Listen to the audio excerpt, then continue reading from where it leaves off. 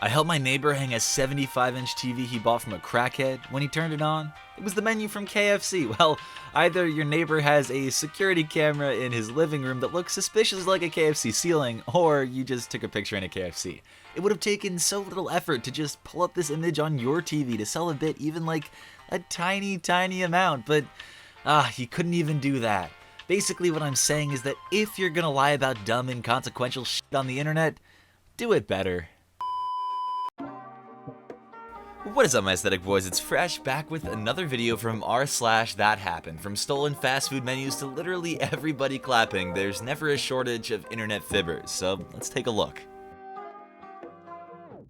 Just ran into Harry Styles at the Tigers game and he gave me $100 to get him 2 beers. I took the money and left. Hashtag swear to God. Oh, Harry Styles here. I wasn't at the Tigers game. Cool story though. Oh yeah, epic Twitter 2014 moment.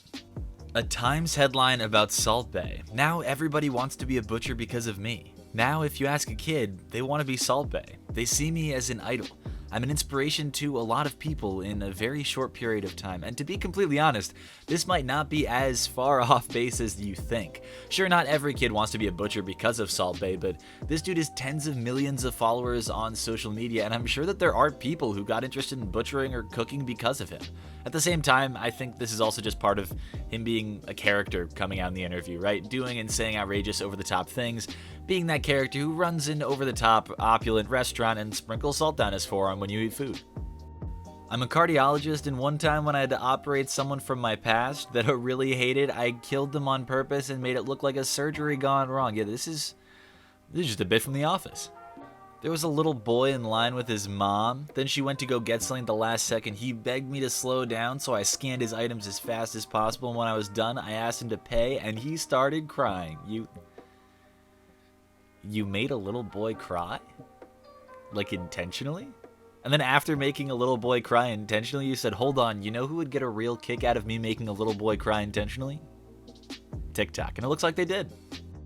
My job accidentally put 4,000 hours on somebody's time clock and his check was $23,000. He quit the next day and now they can't find him. Ah yes, this is what the kids call theft. And for 23 grand, what are you gonna do? You're gonna flee the country and live forever on your enormous fortune with approximately one mid-spec Honda Civic? Not the move, Chief. Not the move. I interviewed for an internship with HBO that was paying $15 an hour. I met with the VP of marketing and told him I can't take anything less than $30 an hour. He said he'd hate to not have me on his team and came back offering $45. Always demand your worth. I mean, I'm not gonna take the internship because I've way too much on my plate right now between getting my research published, LSAT, and school. But what, man? Major internships that are notoriously flexible on salary, of course. And if you offered 30, why would he come back with 45? And if the message is demand your worth, does that mean you're gonna tell him that you can't take 45 because you know that you're worth, 2/3 of that? And why are you negotiating an offer for a job you know you won't take? So many questions and so few answers. You should have seen the reaction in the restaurant and at my table when I ordered filet mignon raw. Sir, are you sure? Are you being serious? Sir, do you want us to put some salt on it? No, just raw. Almost everyone at the table had some and they liked it. Baby steps. Oh no. Oh god. This is like... Oh no. This is like a vampire thing, right? This is... Oh jeez. Somebody who read Twilight when they were 11 and decided that was their personality. Oh man. Oh geez, this kind of stuff is the stuff that makes me want to never go on Reddit again. Thank you for bringing your Bluetooth speaker to the beach. I was concerned the ocean would just be too soothing. Yeah, one time I told a couple with their booming boombox hiking in Zion, no one likes you right now. They were stunned when I explained that people were hiking there to enjoy the sounds of nature and didn't want to hear their techno. There was literal applause when they turned it down. You know what? Screw this. This 100% happened. I went to several national parks over the summer, along with apparently half of the US, and this absolutely happened. Just completely. I see all of this happening. Did this particular situation actually occur exactly how they described? Maybe not. Is it an incredibly unrealistic situation at a popular national park when annoying-ass people are playing music loudly? No. This is entirely realistic, or at least the premise makes complete sense. Is this still available? Yep, it's still available. I'm trying to get it for my son's birthday. Can you give me a discount? I promised he could have it. Man, come on, I can't give you a discount on a wallet. This is Facebook. do you think this is? A fresh video sponsored by Ridge? That's right, the video is sponsored by Ridge Wallet, the slim, light, industrial wallet. Hold all your Benjamins in up to 12 cards in the carbon fiber or, my personal favorite, the 24 karat gold variant. Say goodbye to your falling apart wallet with Ridge's lifetime warranty, protect your cards with RFID blocking technology, and if you still don't like it, you can just send it back within 45 days for a full refund. Visit ridge.com/fresh to check out all of their wallets and use discount code FRESH to get an extra 10% off your order. That's ridge.com/fresh. I had a girlfriend once, and I wanted to give her a photo of my heart, like an x-ray, so I went to my doctor and complained about pains in my chest. He listened to me and looked at me and said, "There's nothing wrong with you." So I told him about my plan, and he liked it, so he sent me to the hospital, and I got an x-ray. Motherfucking Pete Wentz. Who is this man? The bassist of Fall Out Boy. How have I never thought of him before, like, this month, and all of a sudden he's appeared in the last 2 videos I've made? Pete Wentz. How are you making waves on multiple subreddits, man? Get it under control. I was eating at a restaurant, and as I looked outside, I saw a homeless girl staring at me. I invited her to my table with social distance. Oh no. Ah, geez, they make these so hard to read. Just, unbelievable levels of cringe. Okay, let's try this again. I was eating at a restaurant, and as I looked outside, I saw a homeless girl staring at me. I invited her to my table with social distancing, and we enjoyed our meals and we ordered together. When asked for the bill, they sent it $0 with, "You did well. Now it's our turn."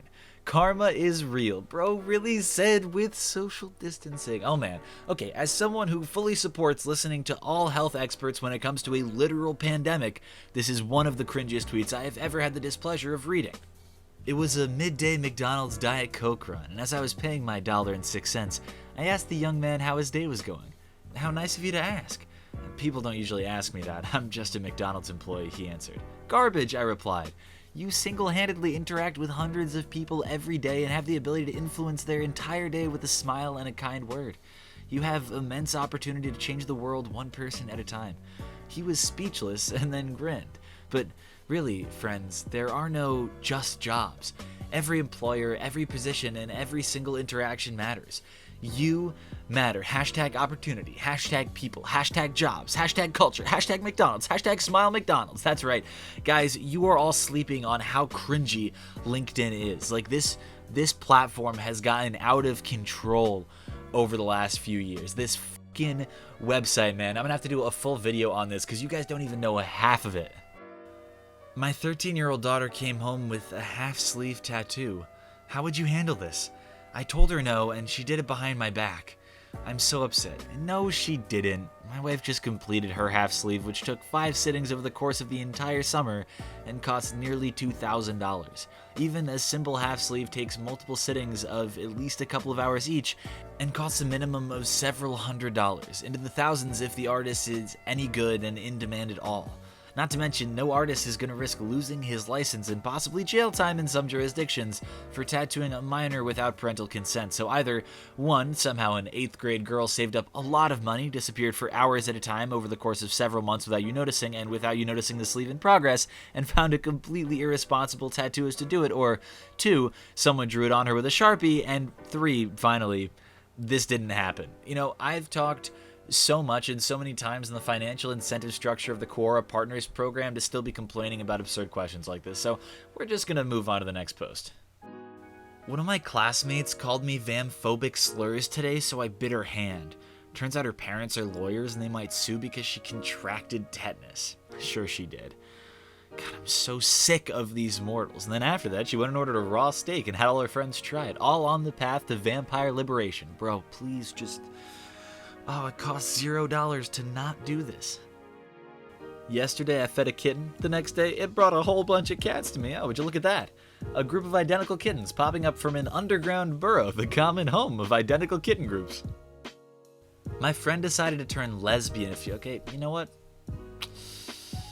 I'm good. I think we all know this post is fake. I think we're set. I think we can just cruise on to the next one in the order. Gwyneth Paltrow reveals her 15-year-old son Moses said he was proud of her because her Goop brand sells vibrators. You know what? Some days I just wish I was Jared, 19. Both my kids and another student were removed from class today and sent to the office for wearing Carhartt hoodies, high-vis construction hoodies, bootcut jeans without rips, and Romeo shoes. The kids were told by staff at the redacted high school that their clothes were too Republican, too country, white supremacist, and racist. I failed to see a problem with these clothes. Meanwhile, other students are walking around with collars to school and dresses furries for attention or show too much skin. I am genuinely confused. Hashtag pissed off mama. So for everybody out there who read or listened to this and said, yeah, there's just absolutely no way that could be true. Well, you would be right. So right, even that the lawyer who represents the mom who made this Facebook post, that's right, she got a lawyer, didn't even stand by the clothing part of this post. The school put out a statement saying, quote, "The post is not an accurate representation of anything that happened at Bethel High School. Students have always been allowed to wear sweatshirts, Carhartt jeans, and boots. There is nothing in the Bethel High School dress code that prevents this. These students were not asked to leave school, and at no time were they pulled out of class." The conversation and inflammatory comments between the teacher and students reflected in the Facebook post did not take place. The mom's lawyer refuted part of this, claiming that the mom stands by her Facebook post and, believe it or not, says that the school district is lying because they apparently pulled the girls in question to the office during lunch. And now notice how this statement never mentions the clothing argument though, and that's probably because the mom was just straight up lying, or her kid lied to her. Apparently the two girls were trying to stage a political rally in the parking lot during the school day, wearing political flags as capes and causing disturbances. Nobody cares what brand of hoodie or shoes your child wears, and if you genuinely think, and I'm serious, if you genuinely think somebody is getting pulled out of school for wearing a Carhartt hoodie, you should seriously re-examine the influence of your existing biases on any media that you consume. And before I get comments about political biases on my end, listen back to this commentary and let me know where I reference any politician or where I said something that could only apply to one side of the aisle. I don't think anybody should be staging political rallies for, individual politicians during the school day, and I think it's fully within the school's rights to punish people who are actively disrupting the learning environment. Wearing a hat or a shirt with a logo is one thing, but getting together with flags in the parking lot and instigating these kinds of interactions is not. This wasn't intended to be productive in any way, and more importantly, at least for this video, the events that the mom characterized in her Facebook post appear to be largely fabricated to get a public outcry, and it was a public outcry that unfortunately she got. Too bad other community members noted in the comments that their kids wore Carhartt without a problem at the same school.